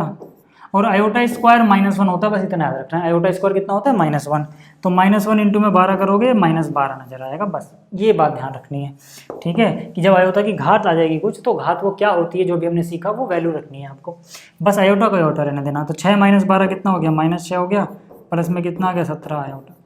तो इस तरह से हम गुणा करते हैं यार। तो गुणा में तो कोई ऐसी खास दिक्कत नहीं है, भाग भी ऐसे ही, बस नीचे डिनोमिनेटर 0 ना हो। चलो ठीक है, भाग अभी हम डिटेल में थोड़ा बाद में डिस्कस करेंगे, पहले कुछ एग्जाम्पल देखो। यहाँ पे गुणा भाग सब मिक्सचर है, सब समझ में आ जाएगा आपको, ठीक। निम्नलिखित को a + आयोटा b के रूप में व्यक्त करो, ठीक, ठीक है। तो ये समझ में आ गया। ऐसे जो डिवीजन विवीजन है वो प्रैक्टिस के साथ भी आपको दिख जाएगा, जैसे जैसे हम प्रैक्टिस करते रहेंगे क्वेश्चन, ठीक है, भाग वगैरह दिख जाएगा, ठीक है। चलो अब ये वाला देखो, ठीक है। स्टैंडर्ड फॉर्म क्या होती है इसकी, a + आयोटा b। कोई भी कॉम्प्लेक्स नंबर z लिखोगे उसकी स्टैंडर्ड फॉर्म कैसी होती है, a + आयोटा b, मतलब रियल पार्ट और इमेजिनरी पार्ट को अलग अलग ऐसे लिखना, ठीक है, और इमेजिनरी पार्ट को अलग अलग ऐसे लिखना, ठीक। तो अब अगर, ठीक है, आपके पास ऐसा क्वेश्चन आए तो उसको सिंप्लीफाई करो। क्वेश्चन इस तरह का आता है, बोला गया निम्नलिखित को a + आयोटा b के रूप में व्यक्त कीजिए। तो अगर मैं पहले की बात करूं तो मेरे पास यहाँ पे है -5 आयोटा और यहाँ पे है 1/8 आयोटा। तो यार इसको सीधे से गुणा करो ना, 5 × 1 हो गया 5, plus minus minus, iota into iota हो गया आयोटा का वर्ग और नीचे है 8। अब मुझे पता है आयोटा का वर्ग होता है -1, ठीक है ना। मुझे क्या पता है कि यार आयोटा का वर्ग तो होता है -1, तो इसकी जगह -1 रख दो, ठीक है, इसकी जगह रख दो -1, यानी -5 -1 / 8। तो ये कितना हो गया 5/8। लेकिन हमको तो लिखना था a + आयोटा b, इसमें a तो नज़र आ रहा है, आयोटा b वाली टर्म नज़र नहीं आ रही। मतलब जिसमें आयोटा वाली टर्म ना हो उसमें लिखोगे 0 आयोटा। उसमें क्या लिख दोगे? 0 आयोटा। किसमें? आयोटा वाली टर्म गायब थी। समझ में आई बात? समझ में आ गई बात? अच्छा अगला देखते हैं यहाँ पे। अगले में देखो क्या है, दूसरे पार्ट की अगर बात करूँ, माइनस आयोटा और यहाँ पे है 2 आयोटा और यहाँ पे है -1/8 आयोटा की घात 3। तो पहले यार इन दोनों को गुणा कर लो, क्योंकि वहाँ पे तो घातांक 3 लिखा हुआ है तो पहले इसको सोल्व करना पड़ेगा। तो माइनस प्लस माइनस 2 आयोटा का वर्ग और अंदर कितना, -1 का क्यूब -1 रहेगा, 8 का क्यूब होता है 512 और आयोटा की घात 3। यहाँ तक तो कोई दिक्कत नहीं आनी चाहिए आपको। आयोटा का वर्ग होता है -1 यानी -2 गुणा -1, ठीक है। और ठीक है, एक काम करो ना, यहाँ पे आयोटा का क्यूब कितना होता है, माइनस आयोटा, तो -1 गुणा में माइनस आयोटा डिवाइड बाई, हालांकि हर स्टेप करके नहीं दिखाना, मैं समझा रहा हूँ इसलिए कर रहा हूँ, नहीं तो वो करके भी नहीं दिखाना। देखो आयोटा स्क्वायर की जगह -1 लिख दिया, आयोटा क्यूब की जगह माइनस आयोटा, क्योंकि अभी हमने देखा था आयोटा की घात 3 माइनस आयोटा होता है, ठीक है। 2 से इसको काट दो यार, 2 एकम 2, 512 को किसने काटना है, 2 से काटना है, कितना हो जाएगा 256, ठीक। अब देखो कितना आ गया, माइनस माइनस प्लस हो गया और यहाँ भी माइनस माइनस प्लस हो गया, सब कुछ कट गया, कितना है 1 एकम 1 बटे में कितना है 256, साथ में क्या है, अच्छा ऊपर है आयोटा, ठीक है, ऊपर कितना है आयोटा, 1 नहीं है वो आयोटा है, ठीक है, 1 गुणा में आयोटा, आयोटा ही रहा, ठीक है। अब देखो इसमें रियल पार्ट गायब हो गया तो उसको लिख दो 0, ठीक है ना, ताकि ये a प्लस आयोटा b वाली फॉर्म में आ सके। क्लियर हो गई बात? यहाँ तक क्लियर है क्या? चलो जैसे देखो इसमें भी a प्लस बी आयोटा के रूप में व्यक्त करना है, ठीक है। अपने पास क्वेश्चन है 5 माइनस 3 आयोटा इसकी घात 3 है, तो ये बिल्कुल वैसे ही करो जैसे आप आज तक करते हो, जैसे ऐसे क्वेश्चन तो आपने किए हुए है ना। यहाँ पे एक वेरिएबल होता था x, बस x जैसे जैसे करते थे वैसे आयोटा के साथ करो यार, सब कुछ वैसे ही होना है, ठीक है। तो ये तो कहा a माइनस बी का क्यूब आपको आता होगा, होता है a का क्यूब माइनस में b का क्यूब माइनस में 3a square b plus 3ab का स्क्वायर, ठीक है। a की जगह 5 है, b की जगह 3 आयोटा है, a की जगह 5 है, b की जगह 3 आयोटा है, ठीक है। तो 5 की घात 3 होता है 125 माइनस 3 की घात 3 होता है 27 और आयोटा क्यूब माइनस, पहले स्क्वायर कर लो, 5 की घात 2 कितना होता है 25 और 3 तियाँ कितना होता है 9, 25 गुणा में 9 कितना होता है 225, साथ में आयोटा प्लस यहाँ पे 3 गुणा 5 होता है 15, 3 की घात 2 होता है 9, 15 गुणा 9 135 आयोटा का वर्ग। अब देखो यार यहाँ पे आ गया 125, ठीक है। और सबसे पहले आप इसको देखो, इसको क्या लिख सकते हो, आयोटा की घात 2 जहाँ भी दिखे उसके नंबर का निशान चेंज कर दो, सीधी सी बात है, क्योंकि वो -1 होता है, तो यहाँ पे प्लस है ना तो ये माइनस हो जाएगा, क्योंकि आयोटा घात 2 -1, 135 गुणा -1 माइनस का 135, तो उसको मैं पहले लिख रहा हूँ -135। ऐसे यहाँ पर देखो आयोटा की घात 3, ठीक है, अभी तक मैंने क्या लिख दिया, देखो ये वाली चीज़ यहाँ लिख दी और ये वाली चीज़ यहाँ लिख दी, ठीक है। अब वाइट वाला देखो यहाँ पर ये वाली चीज़, ठीक है, आयोटा की घात -3 माइनस आयोटा होता है, तो माइनस आयोटा का माइनस और ये माइनस प्लस 27 आयोटा, और यहाँ पे कितना है माइनस का 225 आयोटा, समझ आई बात? चलो यहाँ पे देखो कितना हो जाएगा, 125 माइनस 135 यानी माइनस का 10, और यहाँ से कितना हो जाएगा 25 घटा दिया 2 घटा दिया यानी कि माइनस का 198 आयोटा, ठीक है, ये हो गया। तो उम्मीद कर रहा हूँ कि आपको ये समझ में आ गया होगा यार, इसमें कुछ ऐसा खास है नहीं, ठीक है। आगे चलो, ठीक है, आगे कह रहा है इसको a प्लस आयोटा के आयोटा b के रूप में व्यक्त करो। अभी और भी कॉन्सेप्ट हैं, ऐसा मत समझना, अभी आएंगे, ठीक है, पहले कुछ प्रैक्टिस करते चलो। यहाँ पर देखो कितना है, ठीक है, यहाँ पर है -√3 प्लस √-2, फिर यहाँ पे कितना है 2√3 माइनस का आयोटा। एक काम करो, मैंने कहा था शुरुआत में ही कि भाई इसकी प्रैक्टिस कर लो, अंडर रूट के अंदर जैसे ही आपको माइनस नज़र आए उसको आयोटा बना देना। मतलब क्या, देखो अंडर रूट के बाहर है तो ये तो ठीक है, ये ऐसे ही रहेगा, लेकिन यहाँ पर जो है ना, इसको लिख सकते हैं √2 आयोटा, क्योंकि यहाँ पे माइनस था। ठीक है, सिखाया था मैंने शुरू में आपको। ठीक, और ये कितना है 2√3 माइनस में आयोटा। तो यहाँ से कितना हो जाएगा जनाब, इसको इससे गुणा करोगे तो ये √3 3 हो गया, 3 गुणा में तो 6 हो गया, और ये माइनस यानी -6 आ गया। फिर इसको आयोटा से गुणा करोगे, माइनस माइनस पहली बात तो प्लस आ जाएगा, फिर √3 आयोटा हो जाएगा, तो √3 आयोटा लिख दो। फिर इसकी बारी इसके साथ, ठीक है, तो ये हो जाएगा 2√3 यानी √2 √3 √6 यानी कि 2√6 इसके पास आयोटा है, उसके पास नहीं है, तो आयोटा ही रहेगा, स्क्वायर नहीं होगा। फिर इधर आएंगे तो प्लस माइनस माइनस √2, ठीक है, प्लस माइनस माइनस रूट, थोड़ा अच्छे से लिखते हैं, √2 और आयोटा का वर्ग। तो यहाँ से अगर हम देखें तो -6, ये वाली टर्म पहले लिखना, हर बार आपकी प्रैक्टिस रहेगी। जहाँ भी आयोटा स्क्वायर ज़्यादातर लास्ट में बनता है, उसको पहले देखो। मैंने क्या बोला, जहाँ भी आयोटा स्क्वायर बने उसके नंबर का निशान बदल दो, यानी -√2 से क्या हो जाएगा +√2। ये हो गया रियल पार्ट। इमेजिनरी पार्ट में क्या आ रहा है, यहाँ पे देखो आयोटा कॉमन ले लो इतने में से, ठीक है ना, आयोटा कॉमन लिया तो यहाँ क्या बच गया √3, और यहाँ क्या बच गया 2√6। ठीक है, इसको थोड़ा और अगर अच्छे से लिखना चाहो, वैसे तो आप यहाँ पे आंसर छोड़ सकते थे, बट अगर थोड़ा और अच्छे से लिखना चाहो तो यहाँ से √3 कॉमन ले लो यार, है ना, √3 कॉमन ले लेंगे तो यहाँ कितना बचेगा 1 प्लस, देखो √6 जो है ना, √6 इसका मतलब होता है √3 गुणा √2, मतलब या √2 गुणा √3, मतलब यहाँ पे क्या क्या छुपा हुआ है, √2 गुणा √3। अगर आप √3 कॉमन ले लोगे तो √2 बचेगा, और ये वाला 2 बचेगा, यानी कि 2√2 बच जाएगा। समझ में आ गई बात? ठीक, साथ में आयोटा भी। तो ये हो गया इसका सॉल्यूशन। ठीक है, तो उम्मीद कर रहा हूँ कि ये चीज़ समझ में आ गई होगी आपको। ठीक, कौन सा एग्जाम्पल था, 4। आगे चलते हैं।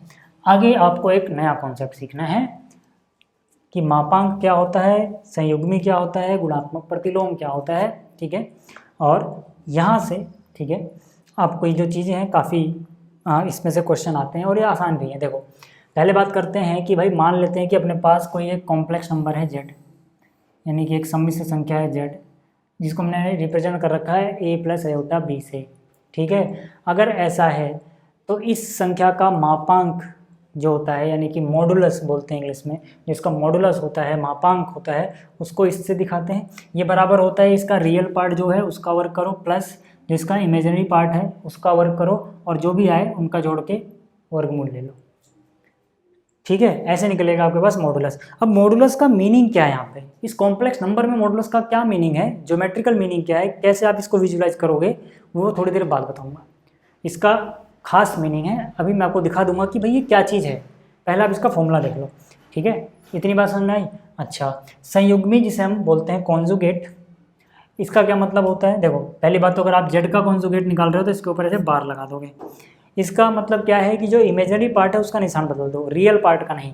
जैसे रियल पार्ट ए था तो ए ही रहा, लेकिन इमेजिनरी पार्ट के आगे देखो प्लस लगा था तो यहाँ पे क्या लग गया माइनस। इसका ये भी मतलब है कि अगर पहले से माइनस होता तब प्लस बन जाता, जो भी निशान है चेंज कर दो। मतलब यहाँ अगर पहले से माइनस होता तो यहाँ हम प्लस लगा देते, पहले से प्लस तो यहाँ माइनस लगा लिया। इमेजिनरी पार्ट का बस निशान बदलना है। अब ये क्या चीज़ होती है, कॉन्जुगेट क्या चीज़ होती है, ये भी ज्योमेट्रिकल मीनिंग जो रखता है भी मैं आपको सिखाऊंगा। ठीक है, ये असलियत में मिरर इमेज होती है। ठीक है, एक्स यानी कि जो वास्तविक अक्ष है उसके रिस्पेक्ट में इसकी जो परछाई बनेगी वो ये आएगी, कैसे अभी समझाऊंगा। ठीक है, अगला आता है मल्टीप्लिकेटिव इनवर्स, यानी कि गुणात्मक प्रतिलोम। गुणात्मक प्रतिलोम का क्या मतलब है वो समझ लो। गुणात्मक प्रतिलोम का सीधा सीधा ये मतलब है कि अगर अपने पास एक संख्या, कोई कॉम्प्लेक्स नंबर या सम्मिश्र संख्या z है, तो इसको किससे गुणा किया जाए, किससे गुणा किया जाए कि 1 आ जाए, ये मतलब है। ठीक है, यानी z को जिससे गुणा करने पे 1 आ जाए वही उसका गुणात्मक प्रतिलोम होगा। और अगर आपके पास z है a + आयोटा b और इसका गुणात्मक प्रतिलोम निकालना है, यानी कि z - 1 निकालना है, तो उसका फॉर्मूला ये होता है, उसका फॉर्मूला ये होता है।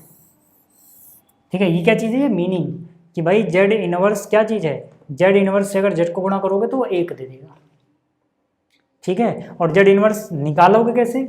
जेड इनवर्स निकालोगे ऐसे, इसको बोलते हैं मल्टीप्लिकेटिव इनवर्स या गुणात्मक प्रतिलोम। अब ये जो इक्वेशन है डायरेक्ट ऐसे तो क्वेश्चन आता ही आता है, लेकिन कई बार न्यूमेरिकल में आपको ये वाली इक्वेशन यूज़ करनी पड़ती है और ये काफ़ी इंपॉर्टेंट है। मैंने क्या बोला, ये जो है काफ़ी इंपॉर्टेंट है, इसका याद रखना। जेड गुणा में जेड का संयुग्मी, ठीक है, बराबर होता है जो मापांक है उसका स्क्वायर। याद रहे ये जेड का संयुग्मी है, जबकि वहाँ पे क्या था, यहाँ पर देखोगे, अगर दिख रहा है क्या कैमरे में, यहाँ पे देखोगे तो वो प्रतिलोम था। प्रतिलोम के साथ जेड को गुणा करेंगे तो एक आएगा, संयुग्मी के साथ गुणा करेंगे जेड का तो इसी का वर्ग आएगा। ये आता कैसे है? यहीं से आता है। मतलब क्या, अगर मैं आपको समझाना चाहूँ कि ये कैसे आया, ठीक है, तो देखो ये जो इक्वेशन है इसमें दो, देखो इक्वेशन क्या चीज़ है, इक्वेशन है जेड का जो गुणात्मक प्रतिलोम था वो था Z bar divide by modulus Z का वर्ग। तुम क्या करो ना, दोनों तरफ जेड से गुणा कर दो यार, इधर जेड से गुणा कर दो, ठीक है, और इधर जेड से गुणा कर दो, दोनों तरफ सेम चीज़ से गुणा करिए, कर सकते हैं, ठीक है ना। अब जीरो से नहीं करना होता उसके अलावा, ठीक है। अब यहाँ से देखो मैंने कहा कि जब किसी संख्या को उसी के गुणात्मक प्रतिलोम से गुणा किया जाता है तो एक मिलता है, तो यानी कि ये तो एक हो जाएगा, वहाँ से भी देख सकते हो, तो ये हो गया एक, और इधर यही चीज़ बची रहेगी, यानी कि इधर जेड गुणा में, ठीक है, इसको थोड़ा जगह बना लो क्या, ठीक है, यहाँ से हो जाएगा, ठीक है, थोड़ा जगह बनाते हैं।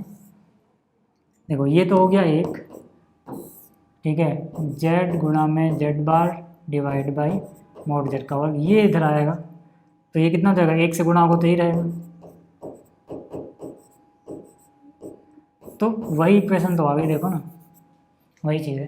तो ये इस तरह से आता है, उसी से बनाए, लेकिन आपको इस फॉर्म में याद रखना है, डायरेक्ट क्वेश्चन पूछा जाता है, ठीक है ना। आपको कुछ दे देंगे इनमें से और पूछ लेंगे, भाई इनमें से कोई चीज़ पूछेंगे, दो चीज़ दे देंगे, एक पूछ लेंगे, ठीक है, या एक की ज़रूरत पड़ जाएगी आपको।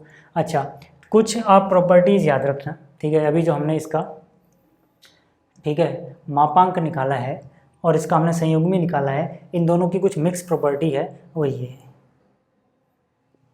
ठीक है। मतलब क्या कि अगर आपने, ठीक है, Z1 Z2 गुणा में लिया हुआ है, ठीक है, Z1 Z2 इनका मापांक निकाल रहे हो तो इसको अलग अलग भी निकाल सकते हो, सेम चीज़ आएगी, ठीक है, ये बात समझ में आई।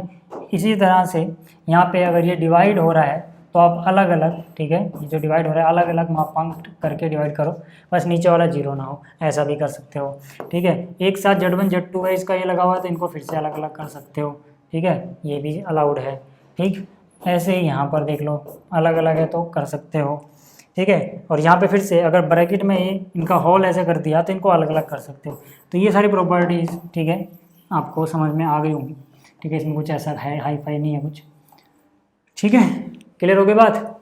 चलो अब अगर आपको इतना समझ में आया तो एक बार गुणात्मक प्रतिलोम निकाल ही लेते हैं क्वेश्चन का, क्योंकि ये आता है, इसमें सबकी प्रैक्टिस जाएगी, तीन होगी सबकी, मतलब तीनों की, मापांक भी निकल जाएगा, ठीक है। तो यहाँ पर देखो गुणात्मक प्रतिलोम भी निकल जाएगा और संयुग्मी भी निकल जाएगा, ठीक है। तो देखो ये जो है अपने पास क्या, 2 - 3 आयोटा, इसको मान लेते हैं जेड के बराबर। तो पहली बात तो हमें इसका गुणात्मक प्रतिलोम निकालना है, तो गुणात्मक प्रतिलोम का फॉर्मूला लिखोगे जैसे ही आपको समझ में आ जाएगा। इसके लिए संयुग्मी भी तो चाहिए, इसके लिए मापांक भी तो चाहिए, तो वो दोनों चीज़ें भी निकालनी पड़ेंगी। तो पहले संयुग्मी निकालने के लिए मैंने कहा जो रियल पार्ट है उसको नहीं छेड़ना, उसका जो निशान है वही रहेगा, यहाँ माइनस होता है यहाँ माइनस रहता है, यहाँ प्लस होगा तो यहाँ प्लस रहेगा, जो भी निशान है वही रहेगा। लेकिन जो इसका इमेजिनरी वाला हिस्सा है यानी आयोटा के साथ वाला, आयोटा के साथ इमेजिनरी पार्ट क्या है -3, वो -3 से +3 बन जाएगा, ठीक है, उसका निशान बदल दोगे, ये निकल गया, ठीक है। और दूसरा, ठीक है, संयुग्मी निकल गया। मापांक क्या होगा, मापांक होता है अंडर रूट में इसका रियल पार्ट क्या था 2 का वर्ग, इमेजरी पार्ट क्या था -3 का वर्ग, ये निकाल लिया है। तो 2 का वर्ग 4, -3 का वर्ग +9, 9 और 4 13, यानी वर्गमूल 13 आ गया।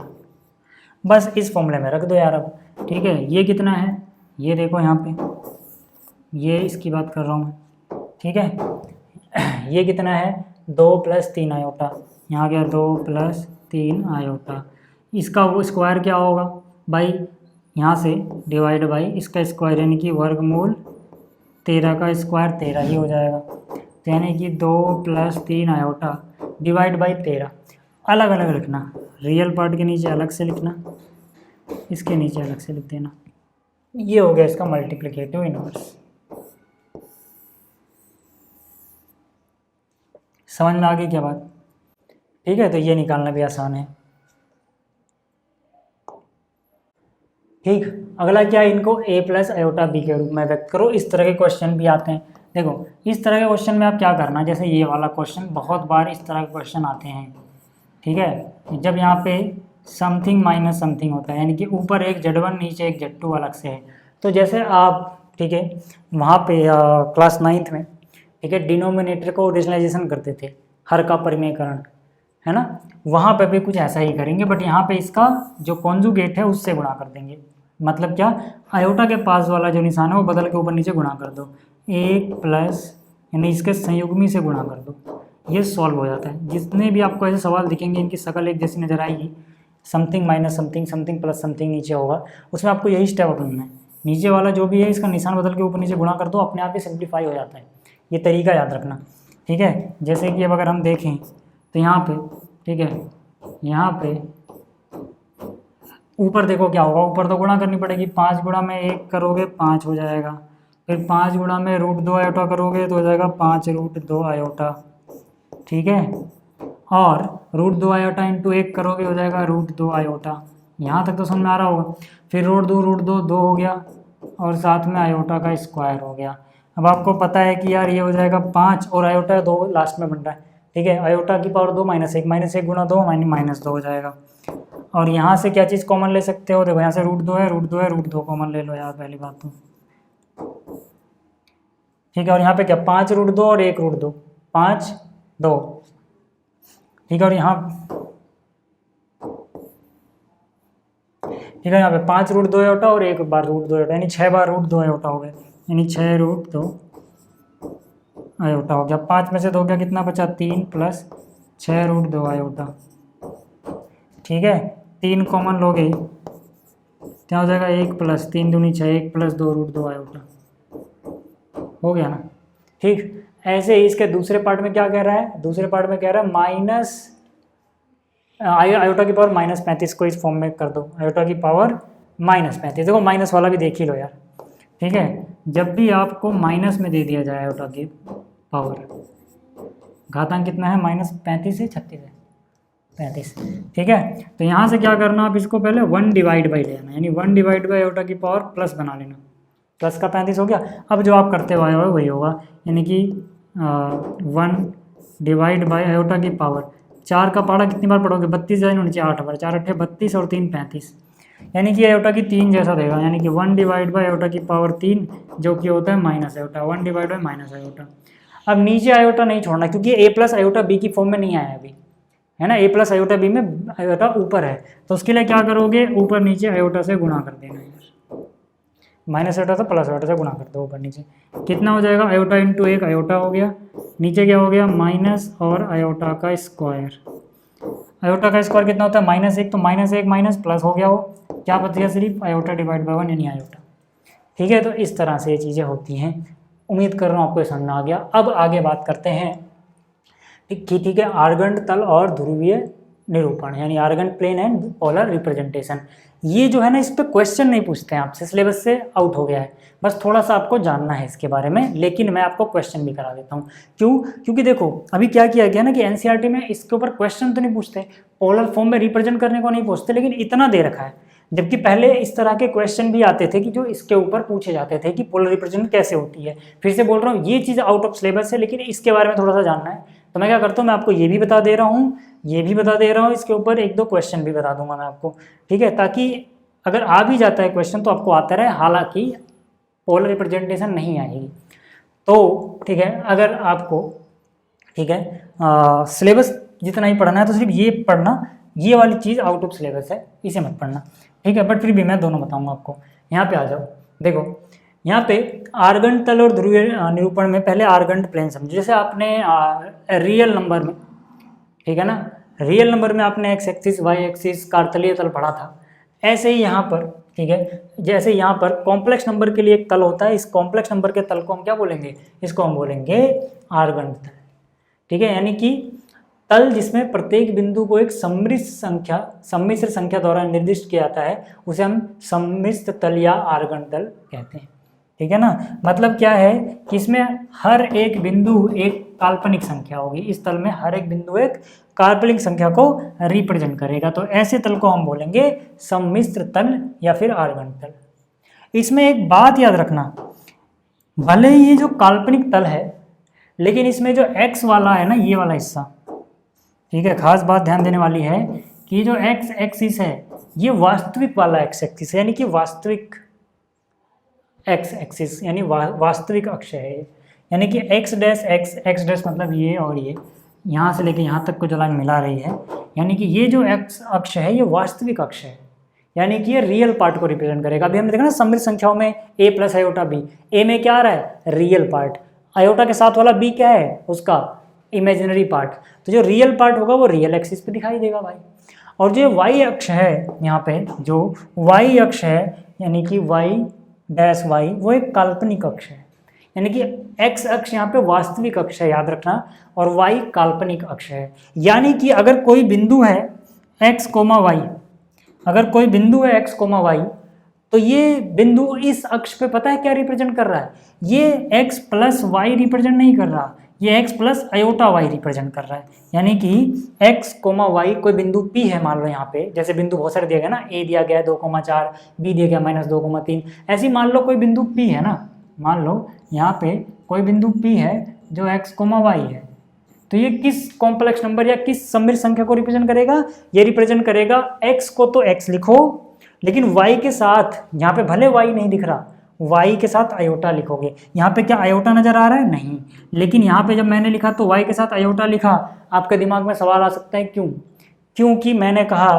कि y जो है वो काल्पनिक अक्ष है, मतलब y के साथ आयोटा छुपा हुआ है, तो जो भी y पे जाएगा आयोटा उसको मिल जाएगा, क्योंकि y यहाँ पे रियल एक्सिस को रिप्रेजेंट ही नहीं कर रहा ना, वो काल्पनिक को कर रहा है। तो काल्पनिक तभी बनेगा ना जब y में कुछ खास बात होगी, जो इसके पास गया उसको उसने आयोटा बांट दिया, लो रख लो। समझ में आया, प्रसाद मिला है यहाँ पे, समझ में आया। तो मतलब क्या है, मतलब जैसे अगर कोई पूछे कि भाई जो बिंदु A है, जो कि यहाँ पे 2,4 लिखा हुआ है, ये किस कॉम्प्लेक्स नंबर को रिप्रेजेंट कर रहा है, तो आप बोलोगे कि भाई ये रिप्रेजेंट कर रहा है 2 + 4 आयोटा। क्यों, क्योंकि y एक्सिस पे क्या आ रहा है इसके, 4, तो क्योंकि इसके y अक्ष पे 4 आ रहा है, y क्या है, एक काल्पनिक अक्ष, तो ये आएगा। ठीक, ऐसे आपसे निशान पूछ लेंगे, आपसे क्या पूछ लेंगे, निशान, कि भाई ये कौन से तल में आता है, तो जैसे वहाँ पे देखते थे ना, ठीक है, पहले, ठीक है, चतुर्थांश में x + y प्लस का, दूसरे में x - y प्लस होता है, तीसरे में x - y माइनस होता है, चौथे में x + y माइनस होता है। तो उसी तरह से है ना, ये पहला चतुर्थांश के ऊपर भी क्वेश्चन आते हैं, दूसरा, ये तीसरा, ये चौथा। ठीक है, अब याद रहे आपको कि जो मैंने थोड़ी देर पहले आपसे कहा था कि भाई जो इसका कॉन्जुगेट है, ठीक है, संयुग्मी, ठीक है, जो मैंने कॉन्जुगेट आपको पढ़ाया था, संयुग्मी, ठीक है, कहाँ पढ़ाया था, यहाँ पे, इससे पहले, ठीक है, यहाँ पढ़ाया था। ठीक है, तो जो मैंने आपको संयुग्मी पढ़ाया था, मैंने कहा इसका मतलब बताऊंगा मैं आपको कि भाई ये संयुग्मी है z, जिसमें हम आयोटा के साथ वाला का निशान बदल दे रहे हैं, इसका ज्योमेट्रिकल मीनिंग क्या है, इसका ज्योमेट्रिकल मीनिंग ये है, देखो ध्यान से देखना, ठीक है, ये तो हमने कर लिया। ये इसका ज्योमेट्रिकल मीनिंग ये है कि अगर मैं इसको एक शीशा मिरर मानूँ, ठीक है, इसको मैं क्या मानूँ, एक मिरर मानूँ, दर्पण मानूँ, तो अगर यहाँ पर मान लो 2, 4 दिख रहा है मुझे, कोई बंदा यहाँ खड़ा हो जाए 2, 4, तो उसके नीचे आओगे जस्ट उतना ही, मान लो शीशा हो, पॉलिश ऐसे हुई है, तो इसकी परछाई यहाँ बनेगी कहीं, वहाँ पे अगर 2, 4 है तो यहाँ पे x कितना होगा, x तो 2 ही होगा, लेकिन y -4 हो जाएगा। तो मतलब ये उसकी मिरर इमेज होती है, यानी कि जिसमें हम सिर्फ आयोटा के साथ वाले का निशान बदल रहे हैं वो उसका मिरर इमेज है। समझ में आई बात, तो ये मतलब था संयुग्मी का। ठीक है, यानी जो कॉन्जुगेट हम निकाल रहे थे। ठीक, चलिए ऐसे ही यहाँ पे, ठीक है, अगर आपको इतना समझ में आ गया तो एक और चीज़ समझ लो, ये आपके आउट ऑफ सिलेबस है, ठीक है ना, इसके ऊपर इतना ही था। जैसे आपसे ये भी पूछ सकते हैं कि भाई इसके संयुग्मी का चतुर्थांश बता दो। एक बात और याद रखना, मतलब इसका चतुर्थांश नहीं पूछ रहे हैं, जैसे ये पूछे तो हम पता है 2 प्लस का है, 4 प्लस का है, प्लस प्लस पहले चतुर्थांश में होगा। एमसीक्यू में आपसे आ जाता है इसके संयुग्मी का चतुर्थांश बता दो। मैंने कहा इसके संयुग्मी का मतलब क्या है कि भाई आप 2 को तो वही रहने दोगे, आयोटा के साथ वाला निशान बदल दोगे, यानी कि ये उसकी मिरर इमेज होगी एक्स एक्सिस के सापेक्ष में। ठीक है। तो यहाँ पे देखोगे x प्लस का है, y माइनस का है, तो बस जैसे आपको पता लग गया ये प्लस वो माइनस, देख लो यार चौथे में चला गया। आ गई ना बात समझ में? ठीक, तो ऐसे चतुर्थांश पूछ लेते हैं कि यार इसके संयुग्मी का चतुर्थांश बताओ, तो आपको आना चाहिए। चलिए अब थोड़ी सी वो चीज़ भी पढ़ लेते हैं जो अब अपने सिलेबस में नहीं है, लेकिन बहुत ही चीज़ ये इंपॉर्टेंट है, तो आपको आनी चाहिए, नकली सी है, मतलब आसान सी है। ठीक है, समझो ध्रुवीय निरूपण। अब क्योंकि हेडिंग में ध्रुवीय निरूपण है इसलिए मैं पढ़ा दे रहा हूँ, है ना। एनसीईआरटी ने क्वेश्चन हटा दिया, ध्रुवीय निरूपण टाइटल में दे रखा है अभी भी एनसीईआरटी में, इसीलिए इसको पढ़ ही लो यार। ठीक है, देखो ध्रुवीय निरूपण मतलब एंगुलर रिप्रेजेंटेशन यहाँ पे हम करेंगे। तो यहाँ पर क्या है, पोलर रिप्रेजेंटेशन में मान लो आपके पास, ठीक है, मान लो यहाँ पे, ठीक है, आपके पास एक कॉम्प्लेक्स नंबर है z x plus iota y। तो इसका ध्रुवीय निरूपण जो होता है ना, इसका जो ध्रुवीय निरूपण होता है वो ये होता है, फॉर्मूला याद रखो सीधा सीधा, r ब्रैकेट के अंदर cos theta plus iota sine theta, ये सीधा सीधा फॉर्मूला लगा दो, हो गया। लेकिन इस फॉर्मूले को लगाने के लिए आपको पता होना चाहिए आर क्या चीज़ है। तो यहाँ पे आर है वही जो आपने इसका मॉडुलस पढ़ा था, मापांक, यानी कि यहाँ पे आर क्या चीज़ है, आर मापांक ही है, यानी कि अंडर रूट के अंदर रियल पार्ट क्या है एक्स, तो एक्स का स्क्वायर, इमेजिनरी पार्ट क्या है वाई, तो वाई का स्क्वायर, अंडर रूट के अंदर का सम कर दो। ठीक है, यानी कि जिसको भी आप मोड जेड के नाम से जान रहे थे, मापांक के नाम से जान रहे थे, वही यहाँ पे आर है। मैंने कहा था भाई जो मापांक होता है इसका ज्योमेट्रिकल मीनिंग बताऊंगा मैं आपको। जैसे देखो यहाँ पर कोई पॉइंट है पी एक्स वाई, ठीक है, यानी कि ऐसे मान लो कि जो पी है, ठीक है, ये जो पी है ये किसी कॉम्प्लेक्स नंबर अगर जेड को रिप्रेजेंट कर रहा है जिसमें रियल पार्ट एक्स है, इमेजिनरी पार्ट वाई है, तो ये असलियत में जो इसका मापांक होता है ना, जो मोड होता है, वो जो यहाँ पे ओरिजिन है, मूल बिंदु है, और ये जो बिंदु है इसके बीच की सबसे कम दूरी होती है जो मापांक का मान आता है। बस ये है इसका ज्योमेट्रिकल मीनिंग। ठीक है, तो मतलब जैसे, ठीक है, अगर मैं यहाँ पे रिप्रेजेंट करना चाहूँ, ठीक है, तो देखो अगर ये एक्स है तो यहाँ से हम देखेंगे तो इतना हिस्सा देखो ना, अगर इतना हिस्सा एक्स हो और इतना हिस्सा वाई हो, मतलब कि यहाँ पे y आएगा, तो इस बिंदु के कोऑर्डिनेट क्या होंगे, x पे देखोगे आपको क्या मिलेगा x, y पे देखो कितना मिलेगा y। जैसे 4,3 होता तो x 4 चलते और ऊपर y 3 चलना पड़ता, है ना। तो यहाँ पे एक त्रिभुज बन रहा होगा। ठीक है, ये वाला चीज़ हटा देता हूँ पहले, ठीक है, ये वाली चीज़ हटा देता हूँ, फिर मैं समझाता हूँ मैं क्या कहना चाहता हूँ, ये फॉर्मूला कैसे आया। ठीक है, जरा ध्यान से देखना, मतलब काम तो आपका यहीं तक हो गया, ठीक, लेकिन यहाँ पे जो x होता है देखो ये आया कैसे, ध्यान से देखना। अगर ये जो x है, ठीक है, ये जो x है ये बराबर होता है r cos थीटा के, ये किसके बराबर होता है, r cos थीटा के, और ये जो y है ये बराबर होता है r sin थीटा के। आप कह सकते हो कैसे, ठीक है, और अगर आप इसी कॉम्प्लेक्स नंबर में x की जगह r cos थीटा लिख दो, y की जगह r sin थीटा लिख दो, r कॉमन ले लो, ये फॉर्मूला बन जाएगा। लेकिन अब आपको समझना होगा कि x r cos थीटा कैसे है, y r sin थीटा कैसे है। जिन्होंने फिजिक्स का थोड़ा बहुत पढ़ लिया है क्लास 11 उन्हें समझ में आ गया होगा, बट जिन्होंने नहीं पढ़ा, ठीक है, वो अगर यहाँ पे, ठीक है, सीधी सी बात है, साइन देखो ये थीटा है, ठीक है, यहाँ पर ये जो एंगल है, ये जो एंगल है ये है थीटा, है ना, कितना घुमा हुआ है, कितना घुमाना पड़ेगा इसे। तो यहाँ पे देखो अगर मैं यहाँ पे बात करूँ cos थीटा की, तो बताओ भाई इस ट्रायंगल में cos थीटा क्या होगा, cos थीटा क्या होता है, आधार बटे में कर्ण, आधार है x, कर्ण है r। ठीक है, तो सीधा सीधा यहाँ पे r इधर ले आओ, तो r cos थीटा बराबर हो गया x, x का मान आपको पता लग गया। ऐसे ही अगर मैं sin थीटा की वैल्यू निकालूं, ध्यान दो, ऐसे अगर मैं sin थीटा की वैल्यू निकालूं तो sin थीटा क्या होगा, थीटा के लिए क्या हो जाएगा, लंब बटे में कर्ण। ठीक है, तो y बटे में कर्ण क्या है, r,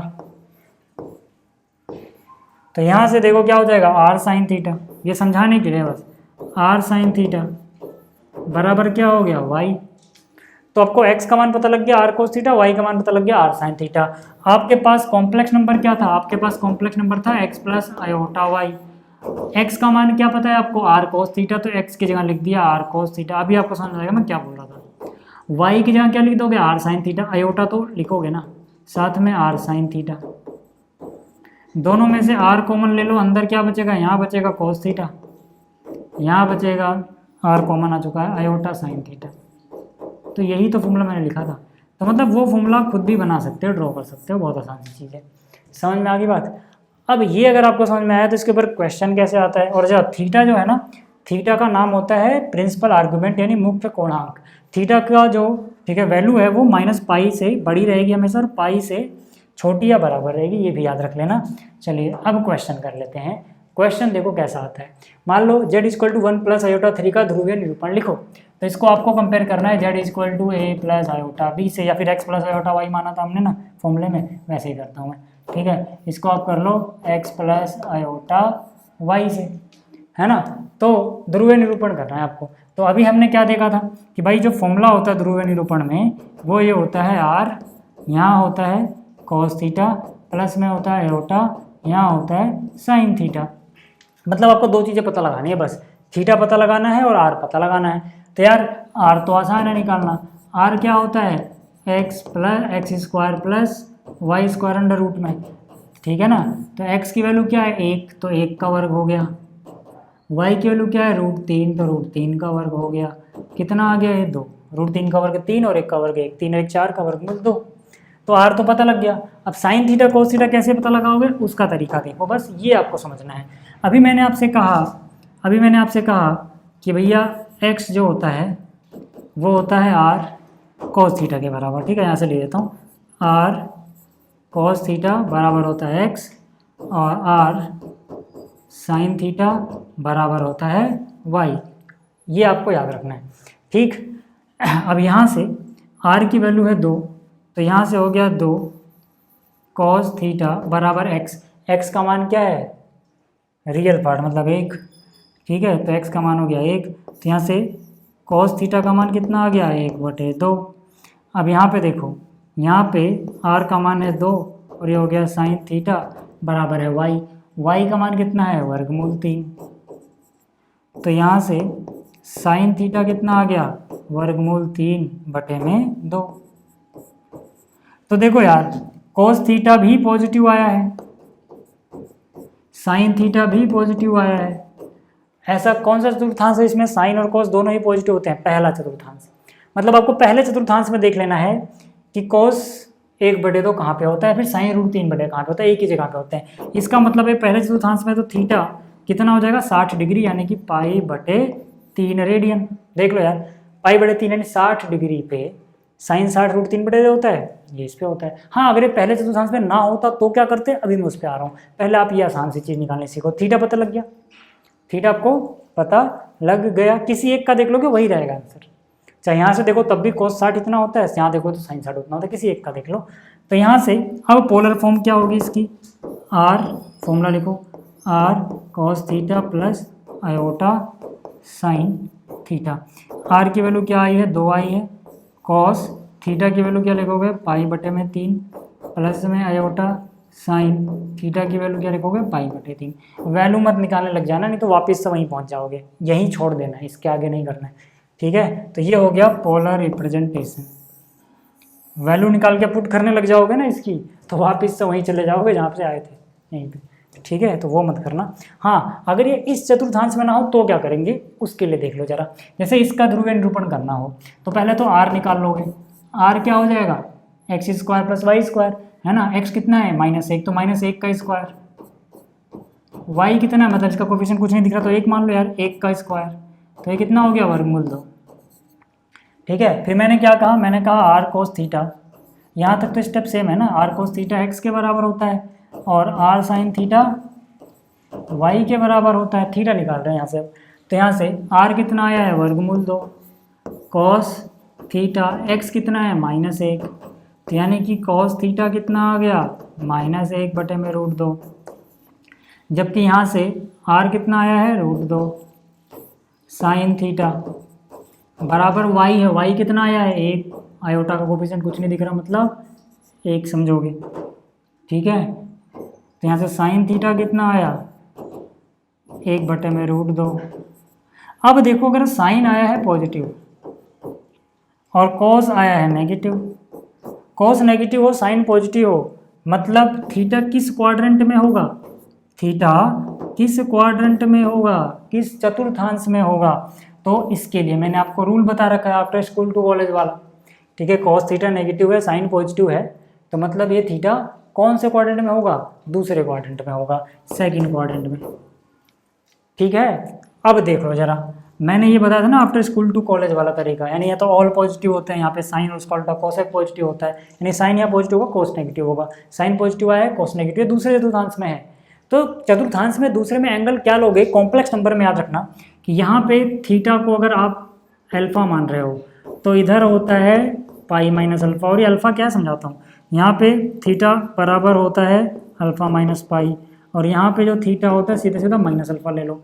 आप कहोगे यार ये क्या बकवास कर रहे हो, इतना तामझाम, कुछ तामझाम नहीं है, आपको बस किसी एक को पकड़ना है, चाहे वो नेगेटिव दिख रहा हो चाहे पॉजिटिव दिख रहा हो, आपको पॉजिटिव मान लेना है, मतलब आपको पहले चतुर्थांश में ही मानना है। हालांकि ये अलग चतुर्थांश में है, पर मान लो कि जैसे कोस -1/√2 है, ये प्लस का 1/√2 मान लो थोड़ी देर के लिए, तो ये पहले चतुर्थांश में मान लिया आपने। तो पहले चतुर्थांश में जो कोण बनता है उसे अल्फा मान लो, मतलब अगर कोस 1/√2 होता तो कहाँ पे आता, 45 डिग्री पे, तो अल्फा को मान लो 45 डिग्री, यानी कि पाई/4, क्या मान लो पाई/4। अब अगर ये पहले चतुर्थांश में तो सीधा सीधा पाई/4 थीटा की जगह लिख दो।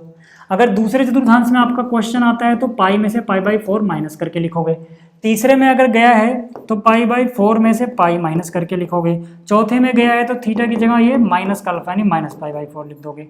अब अपना क्वेश्चन आया है दूसरे में, तो मतलब हम थीटा को क्या लिखेंगे, थीटा को लिखेंगे पाई माइनस अल्फा यानी कि पाई/4।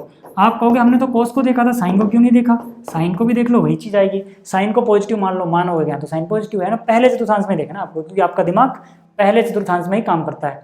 ठीक है, तो 1/2 कहाँ पे, 1/√2 कहाँ पे होता है, 45 डिग्री पे, यानी कि पाई/4 पे, तो फिर से पाई/4 आया। लेकिन आंसर तो दूसरे में आएगा अपना, क्योंकि वो पॉजिटिव ये नेगेटिव, ये सब दूसरे में ही होता है कि साइन पॉजिटिव हो कोस नेगेटिव हो, तो दूसरे के लिए पाई माइनस अल्फा यानी कि पाई/4 करोगे, यानी कि थीटा कितना हो जाएगा, थीटा हो जाएगा 3 पाई/। ठीक है, और जैसे ये इतना आया, अब आपको पता है यार इसका जो पोलर रिप्रेजेंटेशन है, ध्रुवीय निरूपण है, वो क्या होता है, r ब्रैकेट के अंदर कॉस थीटा प्लस में आयोटा और यहाँ पे क्या साइन थीटा। ठीक है, इतनी चीज़ आपको पता है। तो यहाँ से r की वैल्यू कितनी है, वर्गमूल 2 है, और यहाँ पे क्या है कॉस थीटा की वैल्यू रख दो यार बस, कॉस क्या 3 पाई/4 प्लस में आयोटा क्या साइन थीटा, थीटा क्या 3 पाई/4। और मैंने कहा इसको सॉल्व नहीं करना है आपको, यानी कि मज़ेदार बात यह है कि ऐसे ही छोड़ देना है, क्योंकि सॉल्व करोगे तो ऑफिस वहीं पहुँच जाओगे जहाँ से आए थे। ठीक है, तो ये था आपका एक कंप्लीट चैप्टर, उम्मीद कर रहा हूँ आपको समझ में आया होगा। ठीक है, कैसी लगी ये वीडियो मुझे कमेंट में जरूर बताना। तो मिलते हैं फिर अगली वीडियो में, इस वीडियो को देखने के लिए धन्यवाद। और हाँ यार, PDF मिल जाएगा आपको, ठीक है ना, टेलीग्राम पे।